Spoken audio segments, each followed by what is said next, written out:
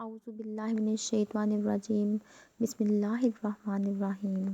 السلام علیکم ورحمۃ اللہ وبرکاتہ۔ الحرم آن لائن قرآن اکیڈمی کی طرف سے خوش آمدید۔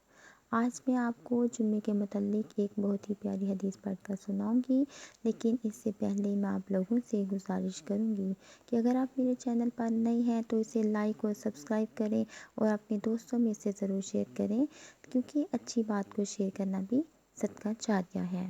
تو چلتے ہیں آج کی حدیث کی طرف۔ رسول اللہ صلی اللہ علیہ وآلہ وسلم نے ارشاد فرمایا، لوگوں کو چاہیے کہ جمعہ ہرگز ترک نہ کریں، ورنہ اللہ تعالیٰ ان کے اس گناہوں کی سزا میں دلوں پر مہر لگا دے گا اور پھر وہ یقیناً غافل لوگوں میں سے ہو جائیں گے۔ اس حدیث میں جمعہ پڑھنے کی فضیلت کے بارے میں بتایا گیا ہے اور بتایا ہے کہ جو جمعہ پڑھنا چھوڑ دیتا ہے اللہ تعالیٰ اس کے دل پر مہر لگا دیتا ہے اور غافل لوگوں میں شامل کر دیتا ہے۔ اس لیے تمام مرد حضرات کو چاہیے کہ وہ جمعہ پڑھنے کی پابندی کریں تاکہ غافل ہونے سے بچ سکیں۔